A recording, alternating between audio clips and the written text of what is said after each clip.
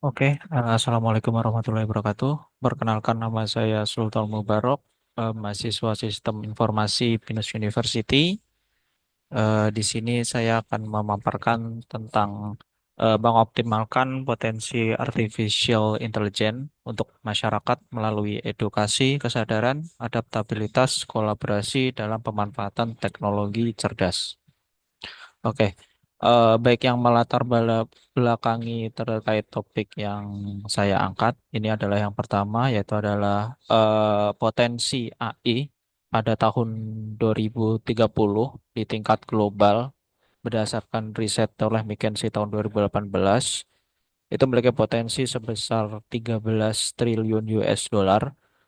Potensi yang besar tersebut itu mengalami kendala atau masalah yang akan dihadapi oleh Indonesia pada tahun 2022, ABJI membuat sebuah survei di mana 22,98% penduduk Indonesia itu belum terhubung di internet. Jadi ada beberapa daerah yang mereka masih belum mendapatkan akses internet yang memadai ataupun daerah yang sudah memiliki akses internet tetapi kecepatannya masih belum memadai. Kemudian Pew Research juga melakukan riset pada tahun 2021 sebanyak 71% pengguna di negara berkembang itu masih mengalami kekurangan literasi terkait keamanan digital. Inilah tantangan-tantangan yang dihadapi oleh masyarakat global atau terutama Indonesia terkait perkembangan AI dan bagaimana potensi AI di tahun-tahun ke depannya. Kemudian rumusan masalah yang dihadapi oleh Indonesia terutama. Pertama yaitu adalah apa saja sih faktor yang menyebabkan kesenjangan digital di masyarakat Indonesia. Kemudian dampaknya akses terhadap pemanfaatan teknologi ini bagaimana. Kemudian juga bagaimana sih sebenarnya tingkat masyarakat Indonesia terutama terkait tentang keamanan data dan privasi online serta apa saja kendala mereka yang akan menghadapi untuk mendapatkan akses informasi atau AI secara aman dan efektif. Kemudian sejauh mana sih sebenarnya program-program edukasi yang diselenggarakan khususnya oleh pemerintah untuk meningkatkan kesadaran keterampilan masyarakat. Kemudian bagaimana peran kolaborasi antara berbagai stakeholder baik itu pemerintah, lembaga swasta, lembaga pendidikan untuk menciptakan lingkungan yang mendukung pemanfaatan teknologi artificial intelligence ini atau kecerdasan buatan secara berkelanjutan. Kemudian bagaimana strategi edukasi yang efektif yang dapat dirancang sehingga masyarakat dapat cepat untuk beradaptasi dengan teknologi artificial intelligence tersebut. Nah, dari hasil proyek yang kami lakukan sekitar 1 bulanan ini kami mendapatkan beberapa temuan, di antaranya yaitu adalah di masyarakat sekarang ini AI telah digunakan dalam keseharian, terutama untuk mencari informasi yang terbaru hingga sampai ke melakukan riset untuk penelitian mereka. Namun yang paling umum digunakan yaitu AI itu berdampak ke dalam bagaimana kita bersosial media, gimana kita disuguhkan konten-konten rekomendasi dari hasil AI tersebut dan kita bisa mendapatkan konten-konten yang sesuai dengan preferensi kita masing-masing. Kemudian teman yang kedua yaitu adalah AI mampu meningkatkan efisiensi di pekerjaan kita sehari-hari. Sebagai contoh di konstruksi itu bisa menggunakan VR untuk meningkatkan proses desain sebuah konstruksi ataupun memvisualisasikan ide sebelum pelaksanaan di lapangan. Kemudian AI juga meningkatkan kreativitas dan produktivitas baik itu di tingkat pelajar ataupun generasi muda hingga sampai ke orang-orang yang sudah bekerja secara profesional. Selain itu, dari temuan tersebut juga ditemukan tantangan yang akan dihadapi oleh banyak masyarakat yang menggunakan oleh teknologi ini. Di antaranya yaitu adalah infrastruktur yang tidak merata. Jadi ada beberapa daerah yang mereka masih belum terjangkau oleh internet, kemudian literasi tentang AI rendah, terutama adopsi di kalangan UMKM itu sangat terbatas. Kemudian dukungan oleh stakeholder baik itu pemerintah, swasta ataupun lembaga-lembaga pendidikan itu masih sangat rendah dan juga adaptasi sumber daya manusianya itu masih rendah terhadap adaptasi terhadap teknologi kecerdasan buatan ini. Kemudian literasi digital yang rendah itu meningkatkan resiko ketidaksesuaian penggunaan teknologi informasi oleh masyarakat. Sebagai contoh misalnya itu menggunakan deepfake yaitu mengganti wajah seseorang dengan membuat konten-konten hoax seperti konten pornografi itu ada salah satu contoh tindakan resiko karena rendahnya literasi digital oleh masyarakat sebagai pengguna kecerdasan buatan. Kemudian solusi apa sih yang bisa dihadirkan untuk menghadapi tantangan tersebut dan masalah-masalah yang kita hadapi?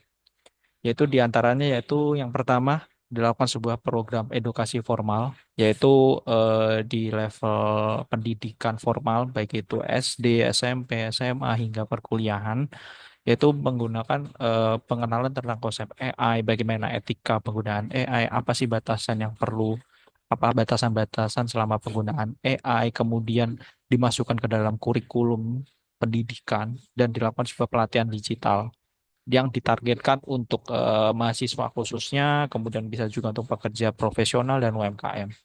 Kemudian yang kedua, pemerintah ataupun stakeholder yang terlibat bisa membuat sebuah program pelatihan untuk bagaimana sih menggunakan AI tersebut ke dalam sisi positif. Jadi gimana cara memanfaatkan AI untuk melakukan analisis data, otomatisasi bisnis, otomatisasi proses, ataupun meningkatkan efektivitas suatu proses. Fokusnya bisa, contohnya bisa meningkatkan adaptasi masyarakat terhadap perkembangan AI. Kemudian yang kedua yaitu adalah melakukan kampanye. Kampanye ini bisa juga sebagai salah satu tanggung jawab sebagai stakeholder, itu adalah melakukan sosialisasi apa sih manfaat, kemudian resiko-resiko yang bakal dihadapi, atau apa sih kemungkinan terburuk yang bakal diterima oleh masyarakat jika menggunakan AI, ataupun manfaat positif apa yang bisa didapat itu melalui berbagai media, baik itu media cetak ataupun media digital. Itu harus didorong oleh pemerintah dengan menggalakkan sebuah kampanye edukasi tentang teknologi kecerdasan buatan. Kemudian dampaknya apa sih yang diharapkan terkait dengan solusi tersebut? Yang pertama, masyarakat semakin mengenal kecerdasan buatan ataupun AI ini dan semakin kritis dan adaptif sehingga mampu memanfaatkan teknologi ini secara bijak. Kemudian UMKM ataupun profesional bisa kompetitif untuk dalam persaingan pasar, terutama dalam penggunaan AI yang mulai meningkat trennya sampai sekarang ini dan ke depannya, dan juga tetap harus mengedepankan etika dalam penggunaannya sehingga bisa bersaing di level nasional ataupun global. Kemudian refleksi pribadi, yaitu AI itu sebenarnya itu sebagai pedang bermata dua. Kita bisa menggunakannya untuk dari sisi positif ataupun kita bisa menggunakannya untuk tindak kejahatan. Yang pertama, peluangnya kita bisa meningkatkan kualitas hidup di berbagai sektor dengan penggunaan AI, baik itu pendidikan, kesehatan, ekonomi, sosial, tetapi juga kita juga bisa membawa dampak negatif. Resiko yang bisa dihadirkan yaitu bisa misinformasi, hoak, kemudian pelanggaran privasi, ketertinggalan masyarakat jika mereka tidak bisa beradaptasi dengan kecerdasan buatan ini. Selain itu, ada tiga pilar utama yang bisa menjadi pegangan untuk menghadapi ataupun beradaptasi dengan teknologi kecerdasan. Di antaranya itu adalah edukasi kesadaran, yaitu pahami gimana sih cara kerja AI, kemudian etika penggunaannya bagaimana, dan risiko penyalahgunaannya. Kemudian adaptabilitas teknologi, yaitu perkembangan keterampilan dengan berbasis AI, yaitu gimana sih kita menggunakan AI untuk keseharian kita secara positif dan meningkatkan daya saing kita di level global. Kemudian bisa menggunakan AI sebagai kolaborasi lintas sektor untuk sinergi berhubungan baik itu stakeholder level pemerintah, swasta, masyarakat hingga akademisi. Dan contoh implementasinya bisa dalam bentuk layanan kesehatan, kemudian melakukan prediksi ataupun efisiensi di proses bisnis proses yang ada di stakeholder tersebut. Baik, mungkin sekian dari paparan saya terkait bagaimana mengoptimalisasi potensi AI untuk masyarakat melalui edukasi. Terima kasih.